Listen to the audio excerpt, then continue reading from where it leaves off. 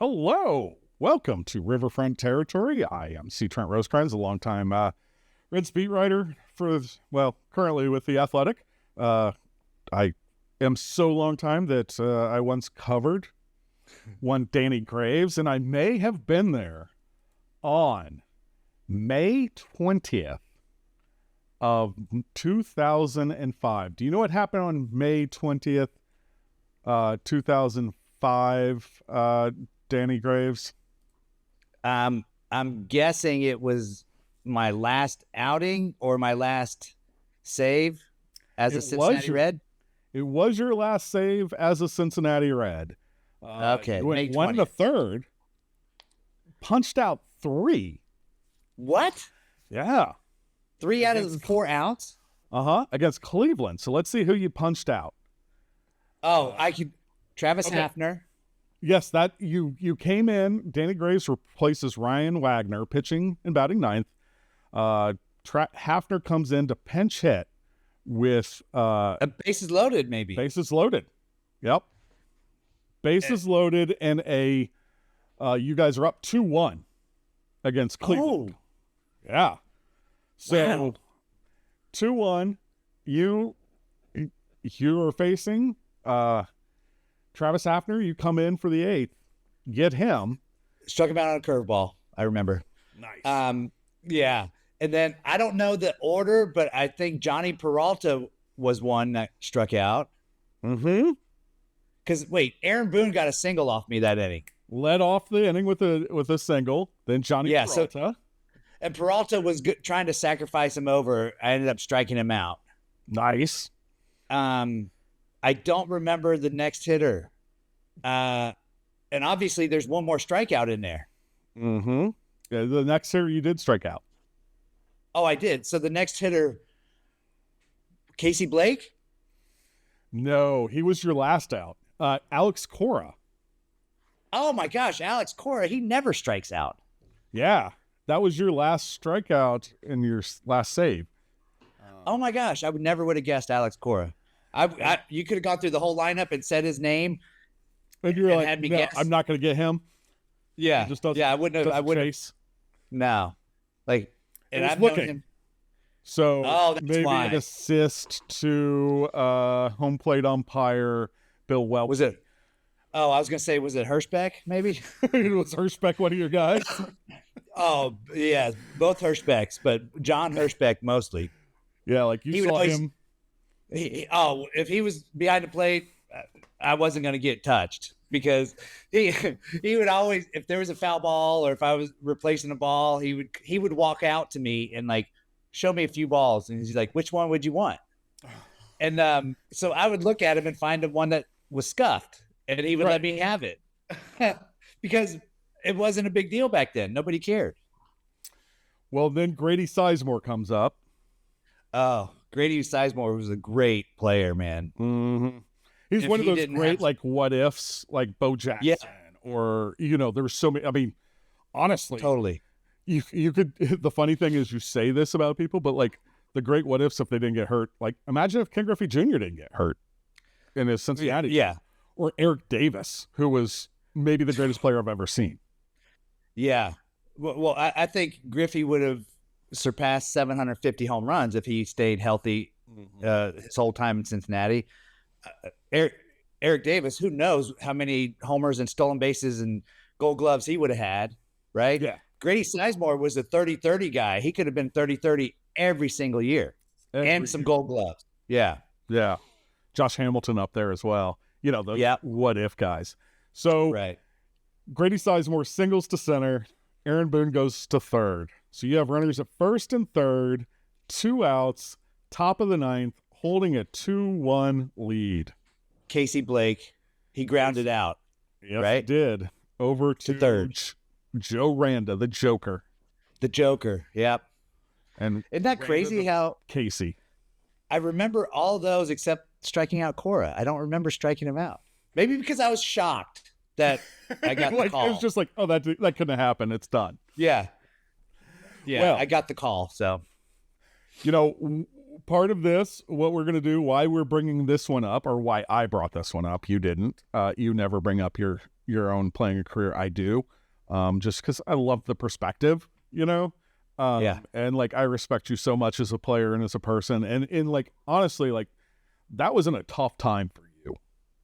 2005, it was not Danny Graves not going to find too many highlight reels on or off the field that year. Right. It was rough, and but you know what? There was nobody who was better with us, like stand-up guy, as good as it gets. Like, and I say that with retrospect and knowing. And then heck, I remember when you got to the Mets, I went to Pittsburgh and interviewed you with the Mets about the ending and all that. And you were still fantastic. Like, just stand up. No, you could say bad things about Danny Graves as a pitcher, but you couldn't say it as a person. And I always appreciated that. Whoa. Thank you. Thank you, Trent. I appreciate you saying that, because that was a tough time. That was like, even though we joke about me striking out 3 guys, it still was a miserable time. Like, that wasn't fun for me. So, I think I can be right there with anybody talking about how bad I was as a pitcher, but I just want people to realize that I'm a person, and I was still a decent person going through a lot of nasty stuff. Yeah. I mean, we all have things that you just don't want to get into, and like that are going to affect us. I mean, my work's been affected by life, especially this last couple of years. But yeah, no, it happens. It just happens. Yeah. And that's part of being human. And I think that is where it comes in, is the humanity.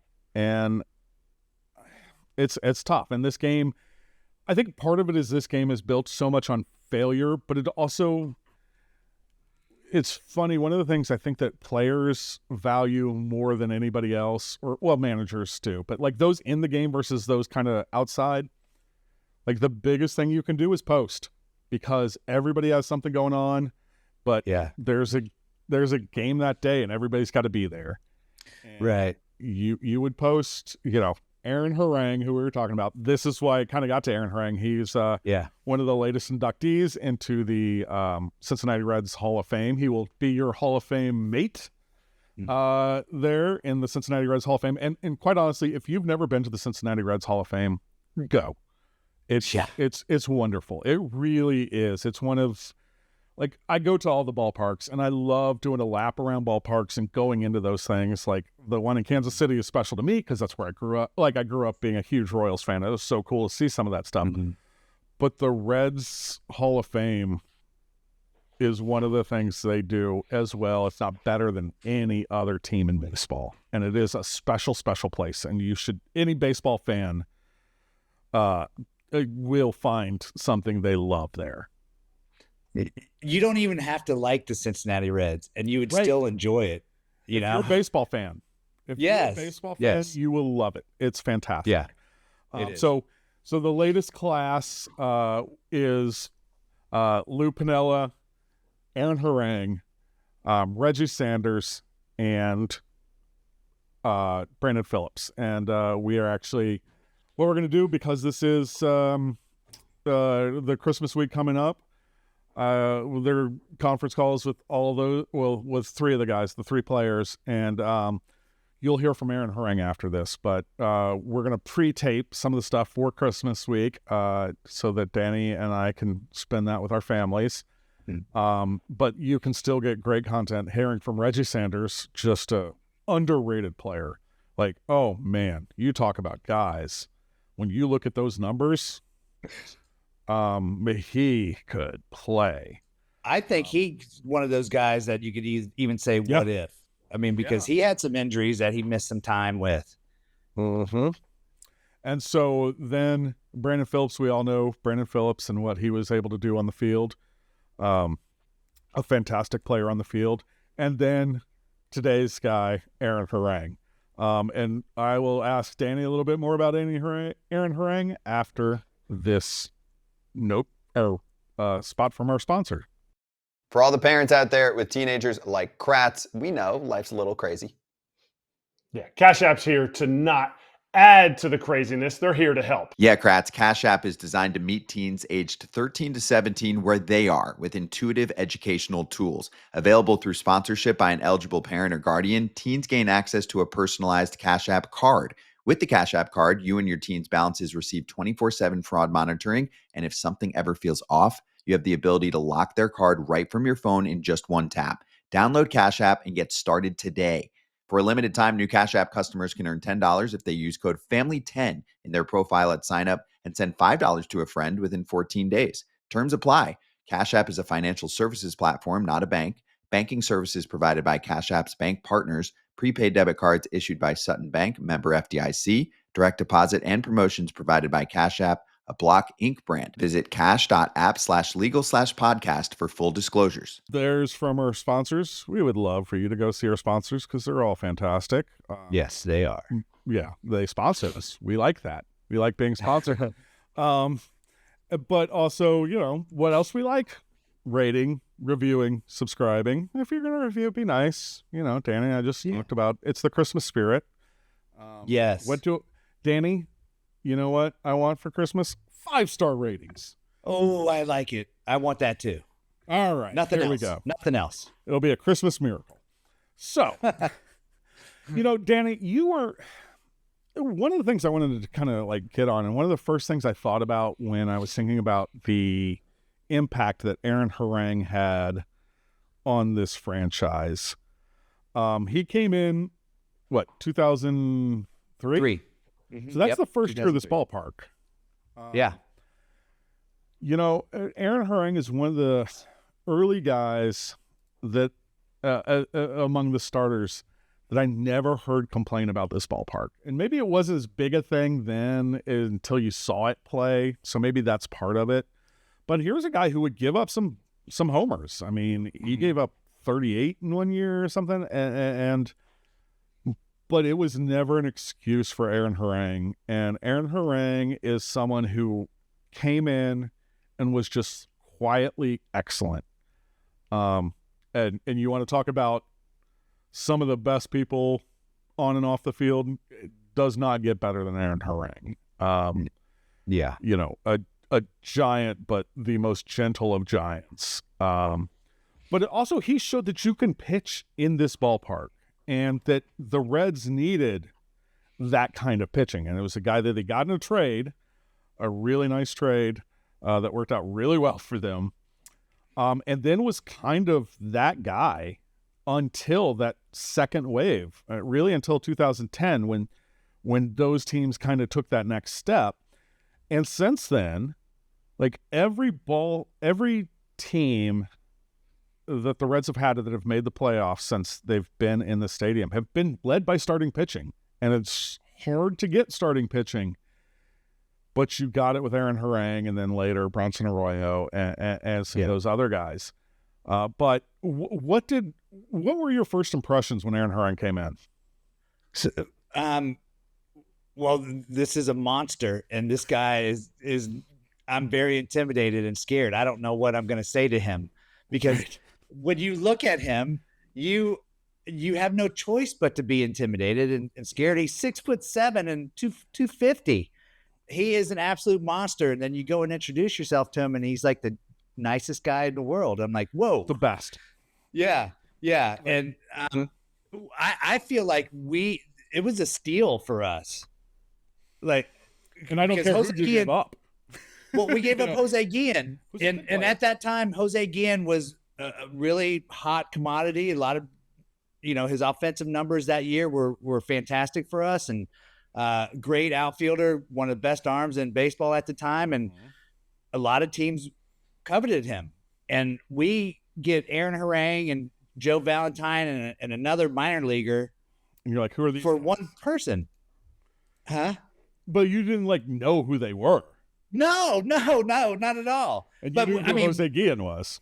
Exactly. And when we got these players, people talked about Aaron Harang and the upside that he had, and we're like, okay, well, bring him in, bring him up. And this is, I was a starter that year, and I'm like, starting in the big leagues is not easy. And he ends up getting some starts that year, and then the following year is when he really just made a name for himself. This guy is so reliable. You know, every fifth day he's going to go out there. He's a guy that's going to go deep into the game, whether he's giving it up or he's dealing. He's a workhorse. And we never really had that for all the years that I was in Cincinnati. Pete Harnish was probably the last workhorse that, you know, we had in the time that I was there. But Aaron Harang, you get this monster and you're like, oh my gosh, this is going to give the bullpen a break. 2006, you're already gone. But he made 35 starts, pitched in 36 games, 6 complete games, 234 and a third innings. Yeah. After 211 innings the year before.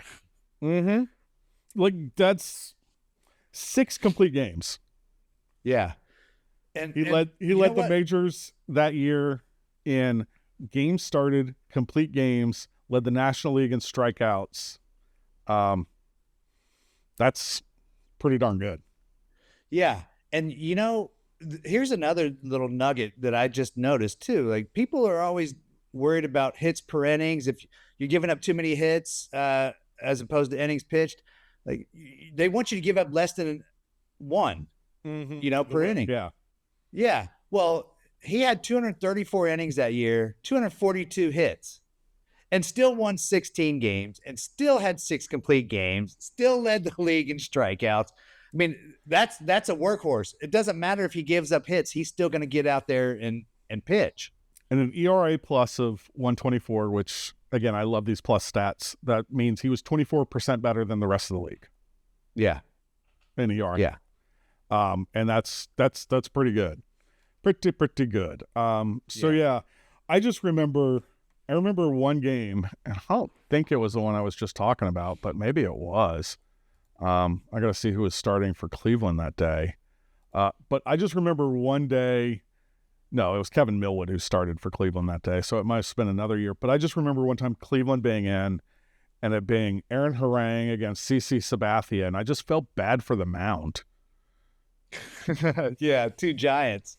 2 giants and like 2 really, really good players. But yeah, it was fun. Oh, I would love to have seen which side of the mound, like if they both were on the same side of the mound, or, you know, because righties and lefties usually are opposite, but oh my gosh. Yeah, that landing spot got worn the heck out. Yeah. That's awesome. Anyway, well, we're going to wrap up here. That's Danny Graves, and we're going to let you hear from the great Aaron Harang. Any other memory you want to throw out there of Ranger before we leave?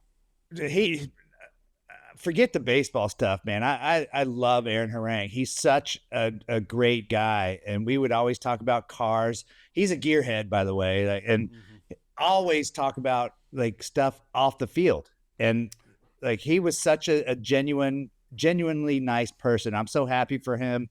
Well deserved, obviously. And I'll tell this story. I think one of those things, like, you get stuff for stories all the time, and like all my unwritten, unfinished stories are my best ones. And this was a great one, and I feel really bad that I never got it done.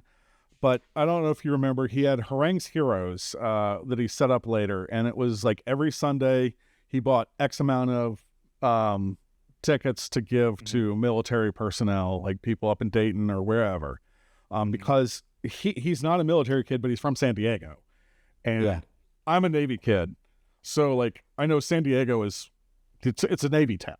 It's a huge Navy town. Pensacola, Tidewater area, Virginia, so many of these places, they're just Navy places, and you grew up. And so like Aaron grew up with like people moving in and out all the time that he would play baseball with. Like, I was one of those too. And so like, when I was in Virginia, old teammate of yours, Jimmy Anderson was on my team. But like, that was like 2nd grade, 6th grade or whatever, that we were always on the same team.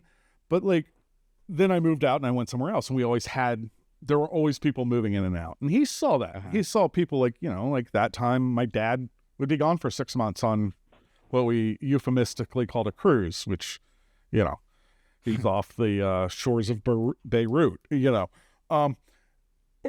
So like, he not only did he establish that, I think, if I'm remembering correctly, I think Drew Stubbs may have taken it over once he left, or somebody like that. I do believe it was Drew. But it went for a couple years later, even after Drew left, and they didn't have anybody to sponsor it. And in retirement, Aaron Harang did. Living in San Diego. Wow. Like, what a better testament to what a kind of human being this is. Yeah, that exactly. So Enough said. Yeah, enough said. So this is the press conference, the Zoom that we had with Aaron Harang. I hope you guys enjoy it. We'll be back next week and do these for Reggie Sanders, and I'll see what I can dig up on. Actually, I've already seen some success that Danny Graves has had against Reggie Sanders, Reggie Sanders. And then Brandon Phillips, who was your teammate not in Cincinnati, but in Cleveland. And, That's right. Kind of like, you look at it that time, I mean, is he the third Hall of Famer who debuted, like, at least from my time here? Reds Hall of Famer who debuted with Cleveland, yourself being another, and Sean Casey another, who then were Reds Hall of Famers, and they came over from Cleveland. And I think a lot of that is just how good those Cleveland teams were at the time, that they were stacked and they didn't miss a Danny Graves or a Sean Casey, and maybe a Brandon Phillips a little bit later on, but they were still really, really good. Not quite like those mid-90s teams that you and Case started with, which were just like ridiculous teams. Like those lines, ridiculous. And we'll talk more about that with the Brandon part. But yeah, so there you go. That's what we're going to do this week. Hope everybody has a Merry Christmas, and you get your own 5-star reviews or equivalent somewhere else. Rate, review us. We're on YouTube. We're on your favorite podcast app, all those. So, Danny, we will talk a little bit later. We'll record these later. So, we're being transparent. We're recording this stuff. So, Christmas, but I know it's a good time for all of us, and thank you very much to our listeners and to Mr. Danny Graves, Reds Hall of Famer, on this special Reds Hall of Fame edition of Riverfront Territory, which is part of the Foul Territory Network. I think I got it all in, Danny. Yeah. And thank you to C. Trent Rosecrans. Hey, I appreciate it, brother. For me, it's a definite honor.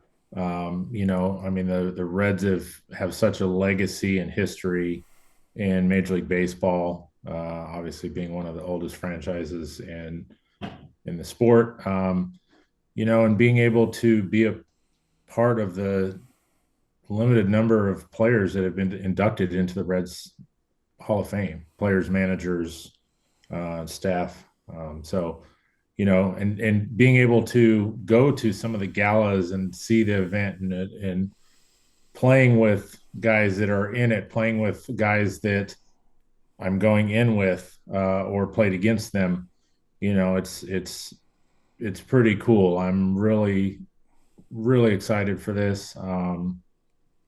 To just have a legacy in Cincinnati is such a huge deal, and that's where I spent majority of my career, and have so many friends and family friends back there that we still keep in touch with to this day. And it's such an amazing city, and the fan base is awesome, and just so genuine and down to earth, and I mean they love the Reds, and it's such a neat place to play. I was going to ask if you've been training so that you're ready for Sean Casey's hug. I'm gonna definitely up my workout regime before I get out there to be able to take the brunt of that. So, because I know it'll be coming.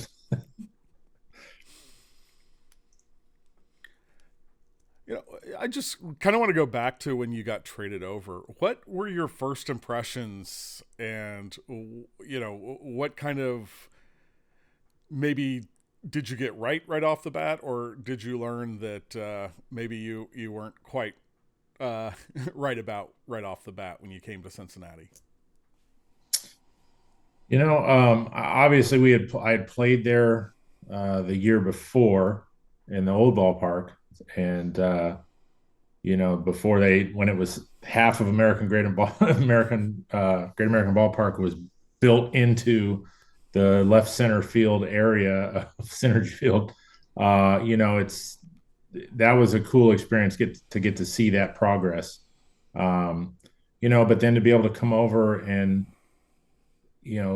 I was able to get a fresh start. There was a lot of ups and downs when I was leaving Oakland, not in a bad way, but just, I think for me, I wasn't quite sure what kind of, pitcher I was at that point. Being able to come over and, just get an opportunity to go out there and take the ball every fifth day.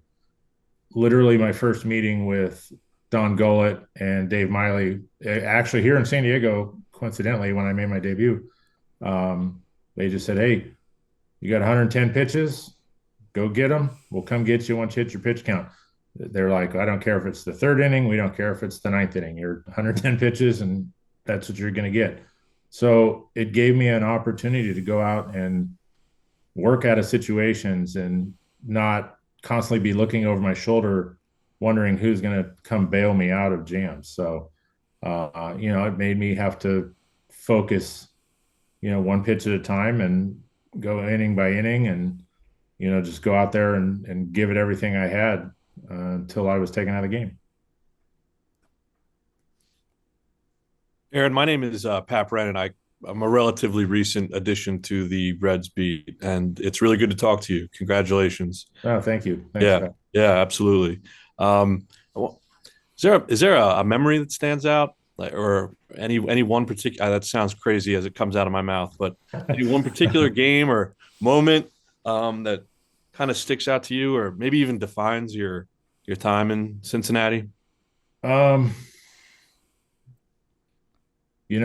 Probably one that always comes back to me is my first complete game in the big leagues. It was a complete game shutout.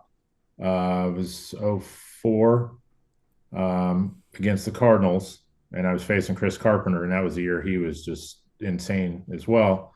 And Casey had a solo home run. He had a solo home run for us, and I remember Miley came out in the ninth inning, and I remember the fans were booing him because I'd only given up a few hits. I think Tony Womack had a couple hits and Larry Walker got a hit in the ninth, so he was on first base. And Miley came out and he had Graves was in the bullpen ready to go, hot to come in. And he walked out and he looked at me and he just said, "What do you got?" And I looked him in the eyes and I said, "I know Albert's coming up and I'm going to throw him a first pitch slider and he's going to ground out. And then you come out and shake my hand. I'll have my first complete game." Sure enough, first pitch slider, Albert swung at it, grounded out, game over. And, the fans let Miley know when he came out that they weren't happy about it. And then, of course, when he walked off, they cheered and next pitch happened and that was it. So it was a pretty cool experience to get a complete game shutout in my first complete game of my career. The current group just broke through and got to the playoffs this past season. Obviously, they experienced it on the road. I think, obviously, a lot of people in town are hoping they're able to bring the postseason physically back to Cincinnati. Yeah, you've experienced being on contenders and playoff teams in this city. What is that like? What was the? I was not around at that time. What was that like? What was the city like? You guys were probably the big deal. I feel comfortable saying in town sports wise at that period. Yeah. That that 2010. That was it was crazy. The house was stadium was packed every night, and the fans were just constantly. You'd see them around town, and oh yeah, hey, keep it going. We want to get in the playoffs, and it's just an amazing atmosphere. Obviously, I have been back a few times, and so the way it's built up around the stadium too, I've seen on video. It's got to be even crazier. So with all the area down there to watch the games from too. So, I'm looking forward to, coming back in April, and, I want him to keep going. I watched last year, was texting with Tito, because he was actually my bench coach my second year with the A's. So I've known Tito for quite a while. And so, he does an amazing job. He's just an amazing manager, amazing person, and he gets the most out of his players. And, I think having him around and him really letting these players develop into the type of, the best they can be, is huge. So I think with him around and, Ellie kind of getting his feet, keeping his feet under him the whole year, and really just everybody working together. I mean, that team's got to be a family, to get the most out of each other and support one another. And I mean, they're all your brothers, and you got to go out in there and back each other up. And I mean, that's what championship teams do. So. Go ahead, Michael. I see your hands up. Update. Yes, absolutely. What pitching coach over the course of your career really got through to you? And from the time you came in, maybe to your peak in the majors, what did you have to improve? What were kind of the main improvements that you had to make to become a player that lasted? The pitching, I had a few pitching coaches that were kind of a big part for me. When I first came over to Cincinnati, Don Gola was there, and Tom Hume was a huge, support for me, and just was constantly there to, pass on knowledge that he had attained over his career playing and coaching. And,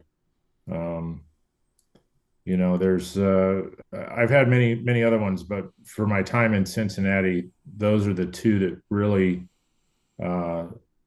stood out for me and really kind of blossomed me into the pitcher that I ended up becoming. So.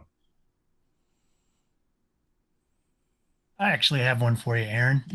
Some would say that this is an especially big honor for a guy that pitched 8 seasons in Great American Ballpark. How would you talk or how would you explain your secret to the success pitching here in what many consider a smaller ballpark? I think the biggest thing for me was, I knew there was likelihood of giving up home runs.